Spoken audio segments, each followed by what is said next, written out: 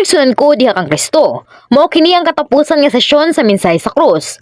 Nagpasalamat ako kaninyo sa pagpaminaw pag-ayo sa mensahe. Ang 23 ka mga wali sa mensahe sa krus, mao ang labing sayon ug ang mga kahulugan alang sa mga Kristohanon. Manghinaot ko nga hingpit kamo makasabot sa mga mensahe nga inyong nadungog ug magkaadunay lig-on nga hugot nga pagtuo aron nga makahimo kamo sa pagsangyaw ug klaro sa tinago nga kaluwasan sa krus sa tanan nga mga katawhan. Usab, ako moawhag kaninyo sa pagiya sa mga bag-o o sa mga newcomer sa pagpaminaw sa mensahe sa krus ug adunay pagsabot sa mga sulod niini nga wali. Pinaagi sa bugos nga pagsabot niini sa mga 23 ka mga wali, mahimo ka nga masaligon nga nagtuo kang Kristo Jesus ug malipayon nga manginabuhi isip usa ka Kristohanon nga kinabuhi sa pagsinati sa buhat sa Espiritu Santo. Ako nagampo sa ngan sa Ginoo nga ang ebidensya sa pulong sa Dios nga mahimong buhi ug aktibo aron kamo mapuno sa kinabuhi ug grasya. Mga kigsunan ko diha kang Kristo. Karon nga pasahi mo ang talanawon diin si Nicodemo nga punuan o dako-dako sa mga Hudeyo, miduol kang Jesus ug may usa ka panangistoryahay sa espiritual nga mga butang. Si Nicodemo usa ka punuan or dako-dako ug sa usa ka Pariseo siya usab usa ka magtutudlo nga nibalo sa balaod kayo. Kasagaran si Jesus grabe nga mobadlong sa mga Pariseo. Sila nagunahuna nga sila nagalagad sa Dios ug maayo apan sa pagkatinuod ang ilang mga kasing-kasing wala nagsunod sa kamaturan ug sila halayo gikan sa Dios. Sila wala motuo sa pagtulun-an ni Jesus apan misupak sila og misulay sa pagpatay kaniya. Ang mga pangulo sa mga Hudeyo lakip na ang mga Pariseo mayuyon sa pagpahawa gikan sa sinagoga sa mga mingtuo kang Jesus. Kini napasabot nga ila isalikoy ang mga tao. Apan lahi si Nicodemo gikan sa ubang mga Pariseo. Siya nasayod sa pulong sa Dios ug sa paghukpot siya mga balaod. Apan wala matagbaw pinaagi sa pagkaron ingnon nga balaan sa gawas. Uhaw siya sa kamaturan. Sa diha nga siya makadungog mahitungod ni Jesus, siya dunay usa ka lalom nga paglaom nga si Jesus makahimo nga makapalong sa iyang kauhaw ug miadto kaniya sa gabi.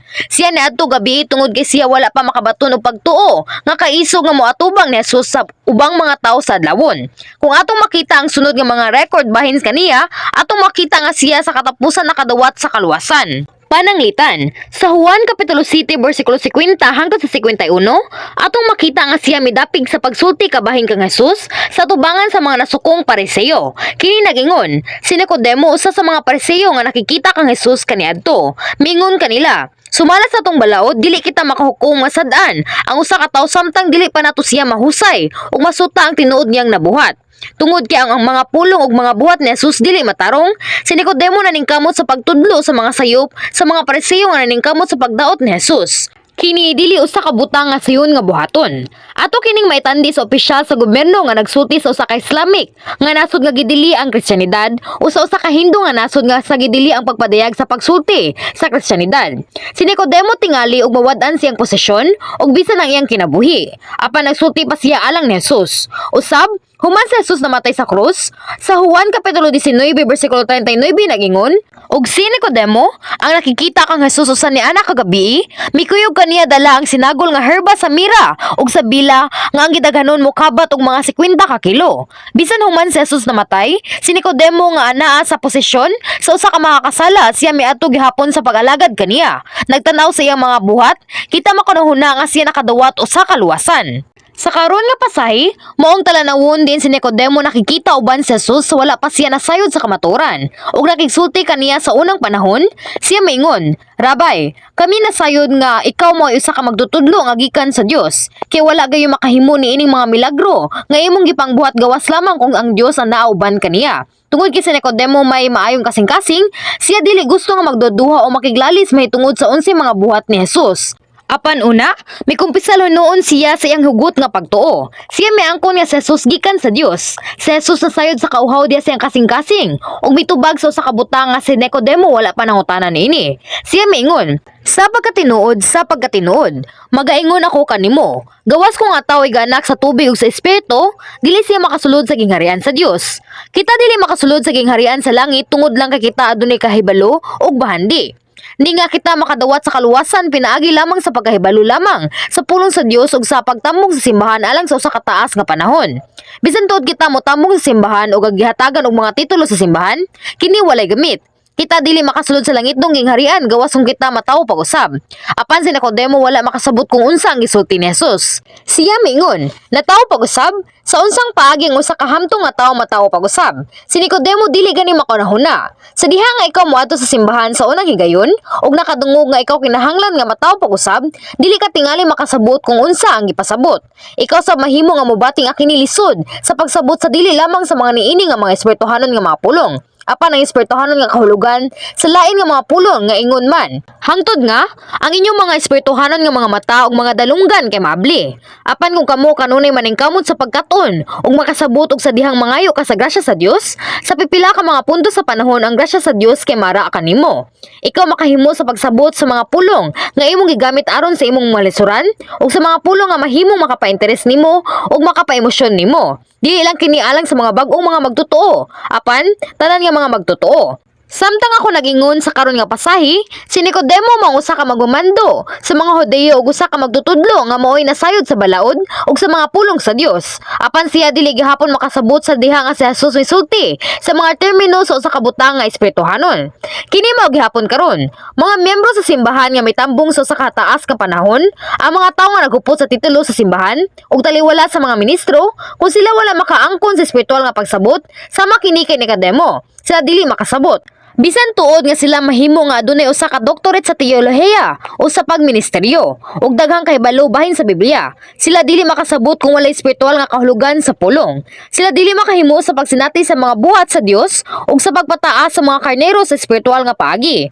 Mao nga ang ilang mga simbahan dili makahimo sa pagtubo. Mao nga bisan si Apostol Pablo nga maingon ni ana nga dako nga kahibalo miingon sa unang Korinto kapitulo 2 bersikulo 1 hangtod sa 2, mga igsuon. Sa akong pag-anha aron sa pagwali sa tinagong kamotoran gikan sa Dios, wala ako magamit og lalom o maalamong mga pulong.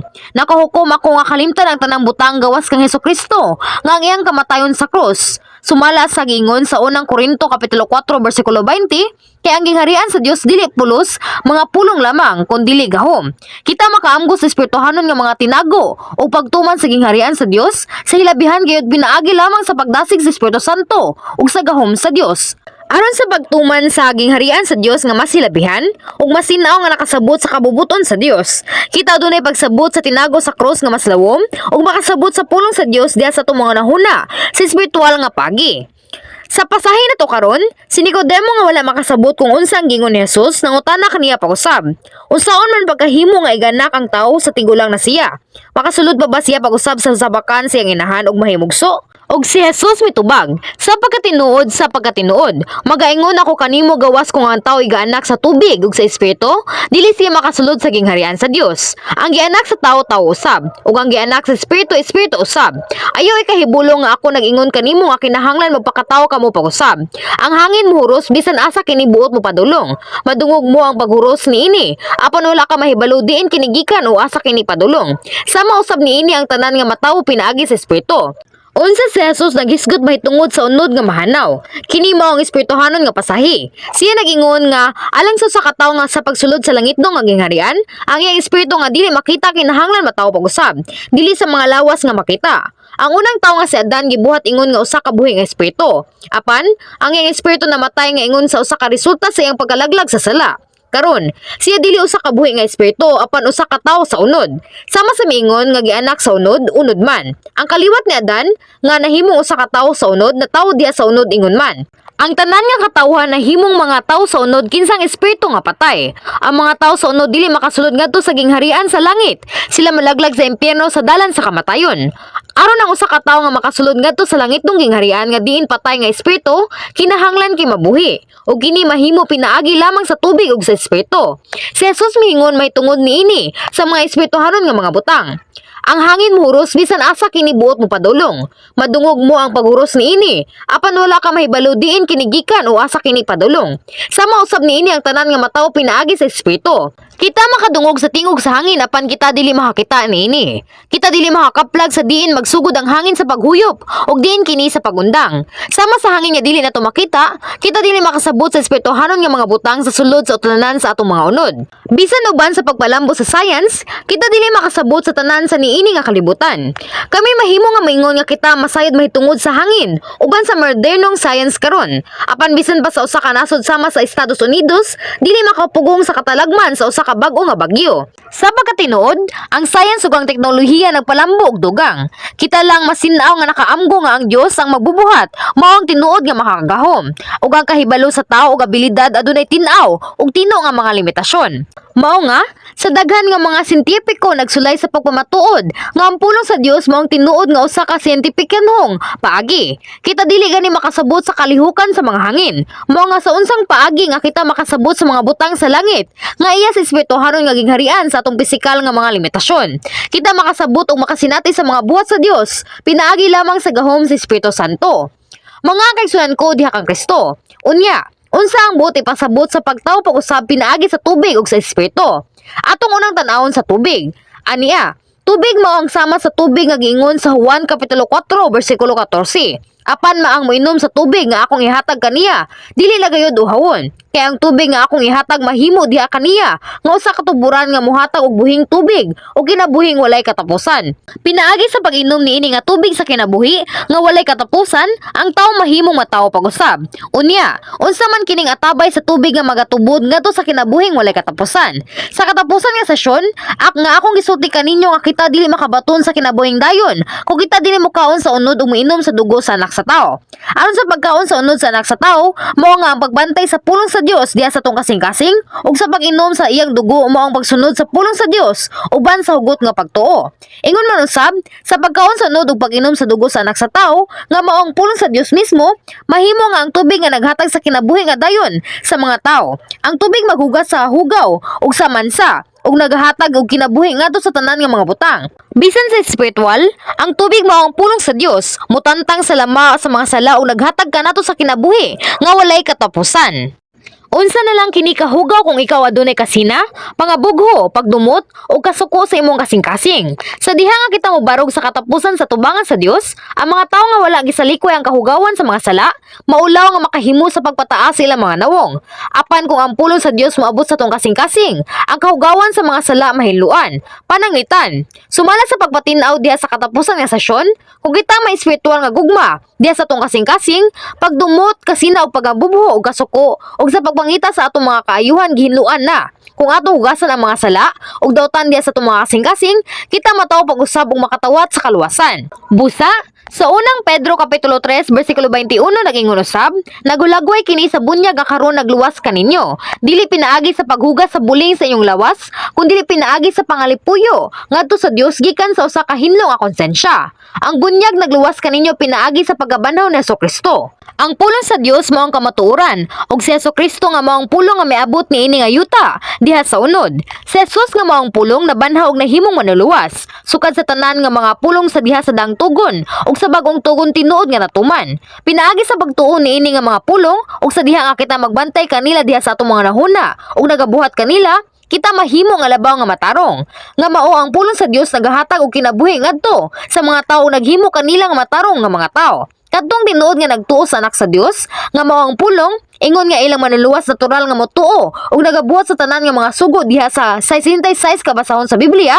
Sa diha nga ang pulong sa Dios anaa kanimo ug muhugas sa inyong mga kasing-kasing, kini mao ang ebidensya nga ikaw maluwas. Ang bautismo sa tubig mao ang symbolization sa paghugas sa atong mga kasing-kasing uban sa pulong sa Dios.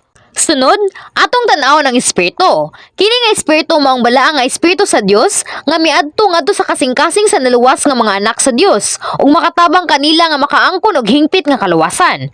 Diha sa Juan kapitulo 15 bersikulo 26 nagingon, muaniha magtatabang nga mao ang espiritu nga nagpadayag sa kamatuoran nga gikan sa Amahan. Ipadala ko siya gikan sa Amahan ug magsaksi siya mahitungod kanako. Ingon nga, sukad sa Ginoo na banhaw og mikayab ngadto sa langit, ang Dios nagpadala sa Espiritu Santo ngadto sa iyang naluwas nga mga anak. Sa Buhat kapitulo 2 bersikulo 38 nagingon, unya miingon si Pedro kanila, ang tagsa-tagsa kaninyo kinahanglan nga maghinusol ug magpabunyag sa ngalan ni Jesucristo aron pasayloon ang inyong mga sala ug madawat ninyo ang gasa sa Dios nga mao ang Espiritu Santo. Sa gingon, kung kamo makadungog sa ebanghelyo, maghinusol ug modawat kang Hesus ingon nga imong manuluwas, ikaw makadawat sa kapasayloan sa mga sala kaninyo ug ang Espiritu Santo moabot sa inyong kasing-kasing. Kung kamo makadawat sa Espiritu Santo, ang inyong mga patay nga espiritu mitanom pag-usab ug makaangkon sa ug espirituhanon nga pagtuo nga imong mahimong tuuhan nga tinuod. Mga kaigsunan ko diha kang Kristo. Sa unang Juan kapitulo 5 bersikulo 5 hangtod sa 8 nagingon, maoray makabuntog sa kalibutan ang magtuo nga si Jesus mao ang anak sa Dios. Ang mianhi mao si Jesucristo ug nailhan ang iyang pag-anhi pinaagi sa tubig ug sa dugo.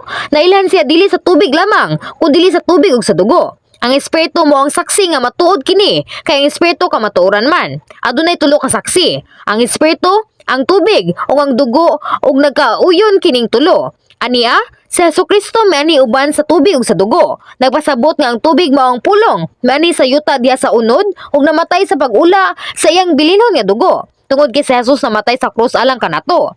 Kita makadawat sa kaluwasan pinaagi ni ana gagahom sa dugo. Busa, ang usa nga miabot uban sa tubig ug dugo mao si Jesucristo ug ang Espiritu Santo nga human sa pagkayad ni Jesus makatabang kanato nga lig-ong kamatuoran. Kini miingon nga mga tawo nga nagtuo nga si Jesus mo ang anak sa Dios makabuntog sa kalibutan. Kini wala nagpasabot nga kita makig-away batok sa mga katawan sa kalibutan. Kini nagpasabot nga kita makig-away ug pagdaog sa kadaugan batok sa mga pangibog sa kalibutanon ug dili mahimo nga mamansahan sa mga sala. Ang Espiritu Santo dili lamang makatabang kanato sa Ginoo nga masaligon, apan usab nagahatag kanato sa kaligon sa pagbuntog niini nga kalibutan pinaagi sa pagtugot sa kanato nga makaamgo mahitungod sa sala, sa pagkamatarong ug sa paghukom. Kung kita sa buhat sa balang espiritu, makaamgo kung unsang sala nga kinahanglan matuman nga sa pagkamatarong ug nga adunay paghukom, kita natural nga mosunod sa mga tinguha sa Espiritu Santo. Kini nagpasabot nga kita nang hugas sa mga sala diha sa tong kasing-kasing sa tubig sa matag adlaw. Unya, ang mga bakak diha sa tong kasing-kasing matantang ug ang atong kasing-kasing mausab ngadto sa usa ka kasing-kasing sa kamatuoran. Sa katapusan, ang atong kasing-kasing mapuno uban lamang sa kamatuoran, samang sa dihang si Adan nga gihimo nga ingon usa ka buhi nga espiritu. Kini mao ang proseso sa pagpanganak sa espiritu pinaagi sa espiritu. Kadto lang mga tawo nga manganak sa espiritu pinaagi sa Espiritu Santo. Sa niini nga paagi kay makahimo sa pagtan-aw sa gingharian sa Dios.